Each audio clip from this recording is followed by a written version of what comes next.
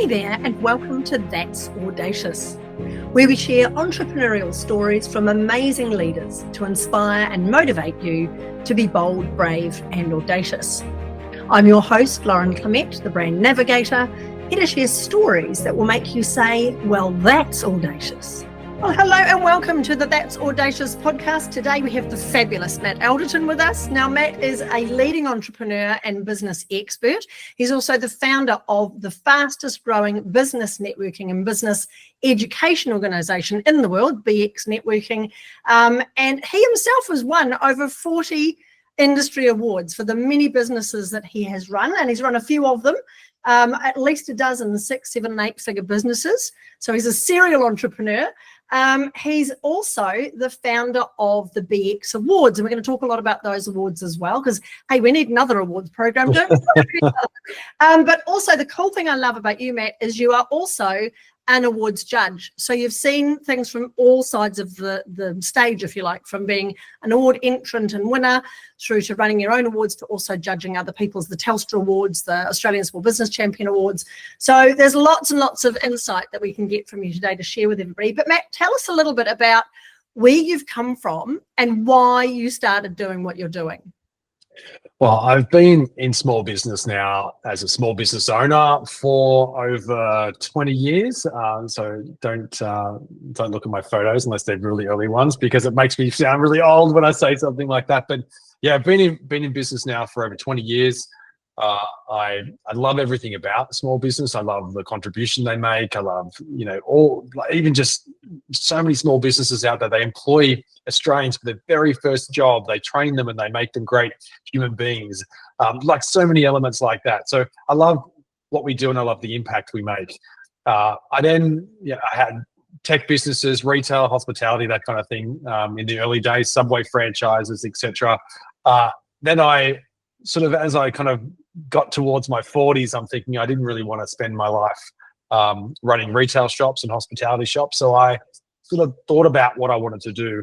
And that led me into BX, what eventually became BX. I started doing events and education training for business owners, predominantly in the space of leadership, which I was trained in through John Maxwell, who's an international leadership guru and speaker over in the US. So I did a training program and I learned to speak and train his material, which then morphed into BX, which became part of a 12-month growth and education program for business owners, which then became BX Networking, which very much took off to the 2017, 2018. And now we're one of the largest networking organizations in Australia, and growing internationally as well. So it's kind of the snapshot of the journey of BX and where I'm at. BX to me is my passion project, if you call it that, because I love working with business owners, and it gives them the opportunity to work with business owners every day to help them grow and scale their business, to create the business of their dreams, or the business that can give them the life of their dreams almost as well. So, and in doing that, I recognize one of the most valuable ways to sow back into a business is to put them on a pedestal, help them shine, and put a spotlight on them so people can find them. And one of the best ways that I found to do that in my business was to enter business awards.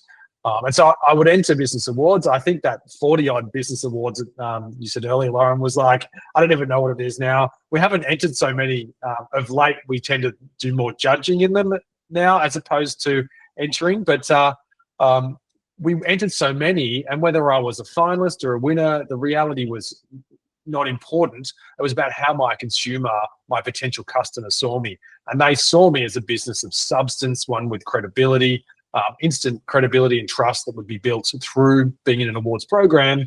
And it gave us new clients, like probably one of the fastest ways that we could find and bring them into the business, because a lot of the other work you do when you've got a potential lead or whatever that was, you have to build that trust and credibility into the conversation through, engagement and education and conversation. Whereas an external validation of that trust and that credibility, when that's made by an awards company, as an example, it's instant with people. And so what we found is we would have people coming and doing business with us and becoming new clients with us straight away because they believed in us before we'd even spoken to them. So there's so much power in that. It's like putting brands like, as seen on, Channel 9 or Channel 10 or ABC or SBS, putting those sort of brands into your website and stuff. It's instant trust and credibility.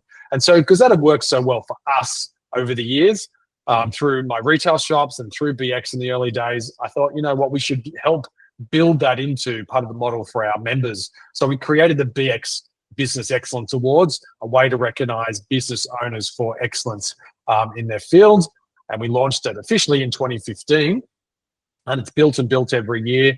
In 2023, we then opened it up outside of BX members, because we're all about, inclusivity, not exclusivity. So we created an opportunity for people to invite their community and their clients and contacts to become part of the awards program. So it's kind of like, inverted commas, like invite only, but anyone can be part of it. We just don't go mass marketing like big email campaigns or social media campaigns to market. But any of our partners and any of our community can invite anybody in their community to become part of it as well. So the numbers have skyrocketed over the last couple of years.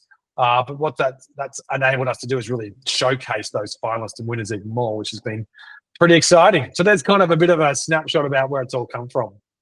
I love it. So so much in that. I want to start off by saying why were you interested in small business? Were your parents small business owners, or what really led you to go, hey, small business is where I want to play?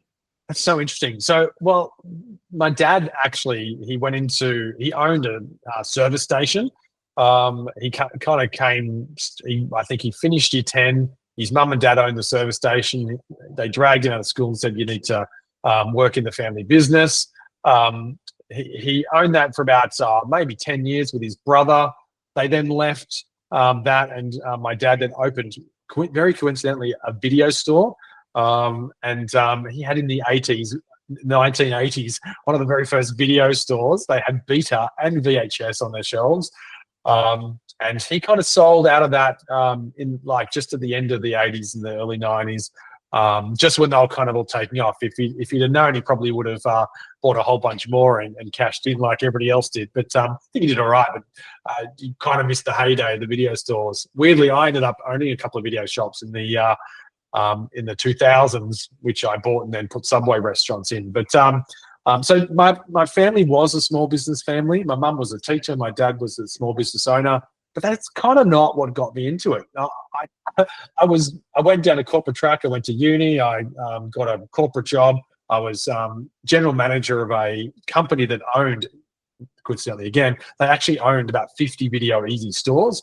They were Australia's largest franchisee. And I helped them run that business as the general manager for that business. I actually thought I was, before I got the GM role and I was operations director, I thought I was going to be let go because they were restructuring. But my boss, who was the GM at the time, he lost his job. I got his job. And the rest is history there. But because I thought I was going to get stood down and get a redundancy, I thought, what am I going to do? So I thought, well, I love small business. I love, want to be my own boss. And that's how I got into Subway. I actually opened my own, my first Subway franchise at the same time as then I got a promotion and ended up doing both at the same time. But it taught me about the philosophy of being a business owner, not self-employed, because I wasn't working in the business. I was always working on the business because I didn't have time to work in the business. I already had a job. So it gave me some real clear boundaries around how to grow a successful business by having, as Robert Kiyosaki says, we're having the business owner and investor mentality, not being the self-employed or the employee mentality. So, went from there. So. I love it. Brilliant. Now, for those who are listening who are younger than us, a video is something you used to play a movie on at home in a machine. And we used to spend literally hours standing in video stores deciding what to watch. And then it was just crazy, wasn't it? Everyone loved, like people say to me all the time, I say, I used to own video stores. Like, oh my God, I loved going to the video store. I loved it. Like Friday night, you'd be, hoping that, that copy of There's Something About Mary comes back, gets returned because you're waiting on a copy of it, there was in fact, you have to excitement. wait to see their favourite movies. None of this streaming instantly rubbish. That's it, No, awesome. Now, you mentioned Subway in there a couple of times, and I love this. There's a lovely story you've told me about the power of branding when it comes to awards. You mentioned you were at a Subway conference and you took a photograph of yourself. Oh, yeah. Tell us a little bit about that story. Well, so I always tell the story in the sort of essence of it doesn't matter whether you're a finalist or you're a winner or how you are being recognized, because no one, and especially the consumer or potential clients, no one knows the reality of any circumstances. So I'm not a fan on making stuff up, but in this instance, I was at an awards night. It was a Subway gala dinner. It was at the end of a conference. They were doing a big awards presentation as well. I wasn't up for anything at the time, but I was sitting at the table. In the center of the table, I had this like centerpiece. It's this kind of weird light display thing.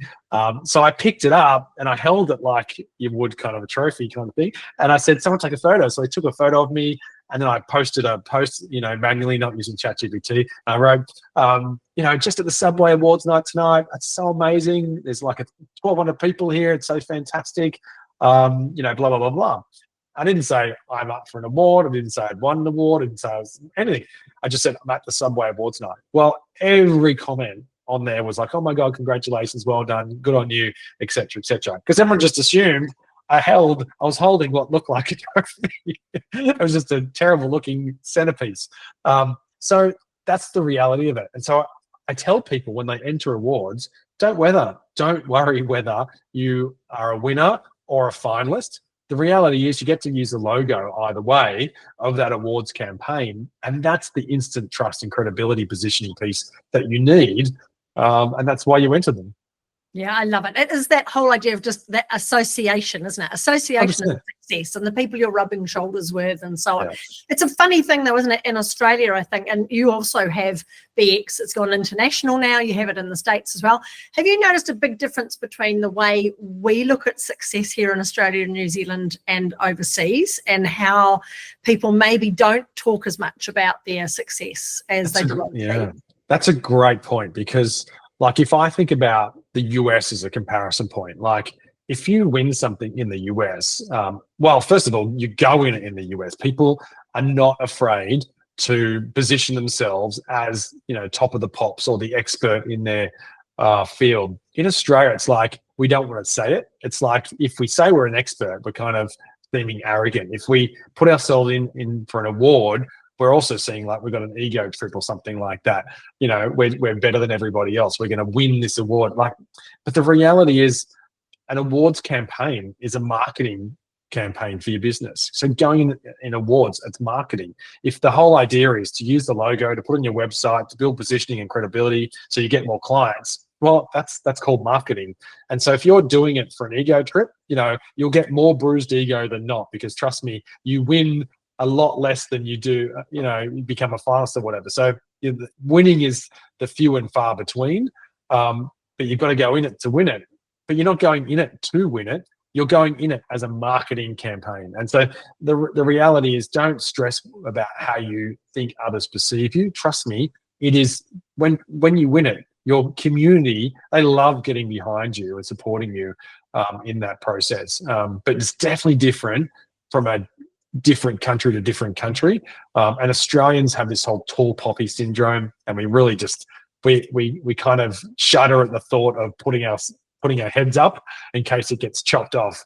But hey, that also positions us in Australia that when we do put our head up and we have done something worthwhile, we get noticed. Whereas if you do that in the US, everyone's doing it, so it's not as noticeable. So there's a value either way.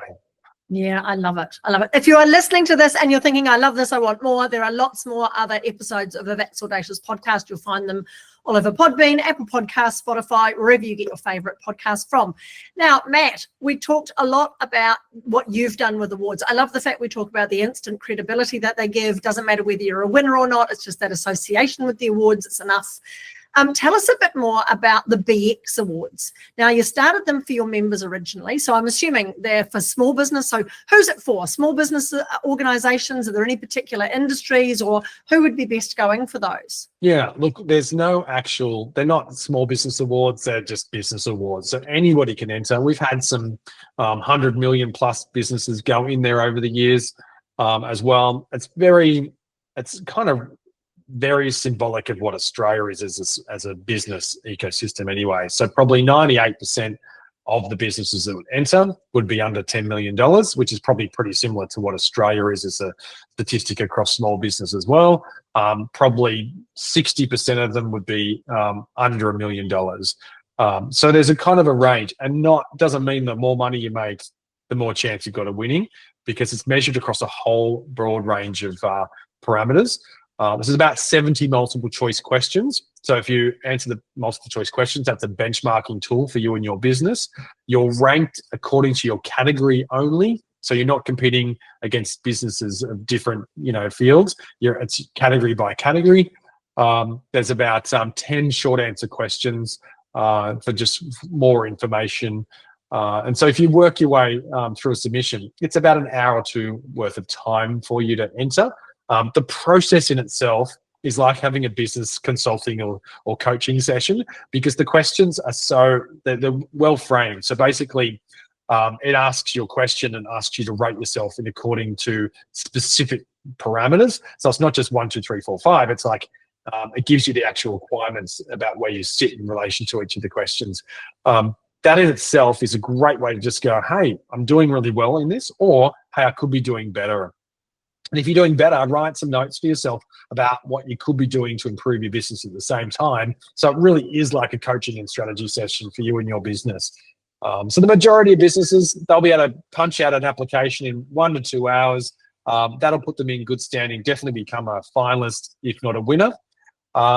We have about 2,000 entries that come through the system. We have about 500 finalists, and we have about 50 winners. So that kind of gives you a number of the flow rate coming through the system, and your opportunity in there about becoming a finalist or a winner.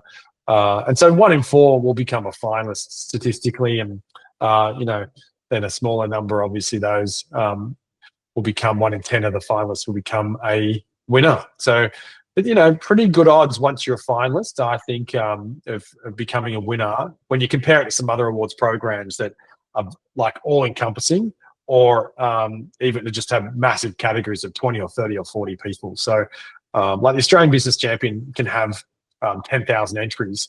So obviously from entry to finalist to winner are much harder odds. I think that, you're pretty good standing to become a finalist or a winner in our awards program. Which is the leveraging is really awesome with BX. I know the 2 things I love about the BX Awards. One is that they, as you said, the questions are really awesome. They are really a benchmark. They are asking the fundamentals of your business. How are you doing? How are you managing all of that? And it's a really great way of you sitting down and just review, because no one does. We're just constantly focused on tomorrow and the next thing and the things we need to fix and so on. And we don't actually sit there and go, oh, actually, we've achieved all these things. We're doing okay. So it's a really nice way of working that out. They're free to enter, which is brilliant. There's some great categories in there. I know one of the areas you cover off really well is the coaching side of things. There's like multiple different subcategories, if you like, for coaching. But just about any industry, you cover off some great categories with those. And it is a relatively simple one to enter. There's no interviews required. I think you can upload your logo and a headshot. You don't even need a support document. It's just really, really forward to enter, which is really cool.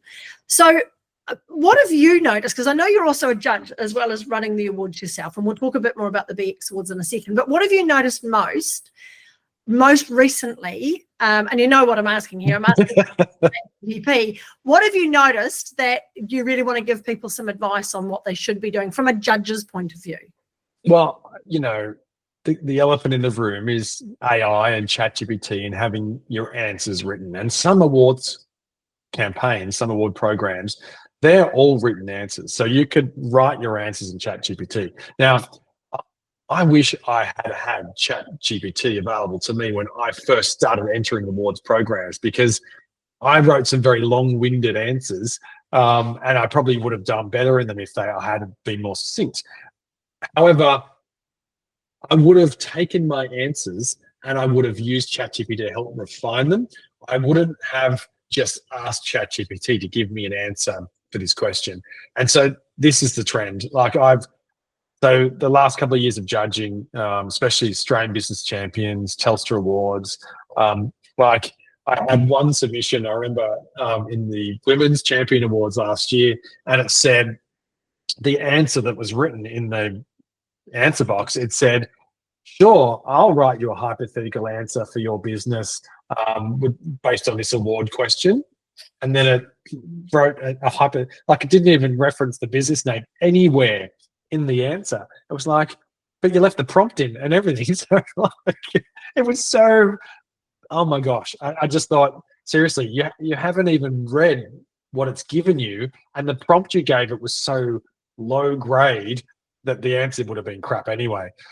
So I am a fan for utilizing AI and tech to help you, create, no, I shouldn't say create, to refine your answers, but crap in, crap out, right? If you don't give it good information to write your answer, then of course it's going to spit out a crap result. I saw another one where I was reading down and I'm like, oh yeah, it looks pretty good. And then it had insert business name here in the middle of it. I'm like, seriously, like, what is wrong with you? Why would you read the answer? Like, at least my thoughts are, if you put some great content in and it writes you an answer, then you should read the answer and refine it, rehumanize the content.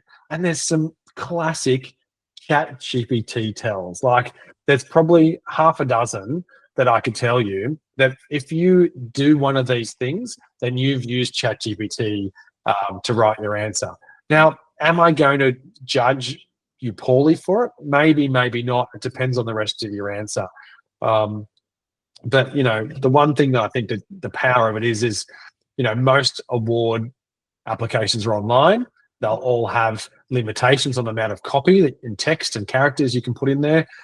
So when you often write your answer into a Google Sheet or a Google Doc, you then can put into ChatGPT and say, make this 200 words or make this 2,000 words. And then you put that in your answer box after tweaking a little bit more.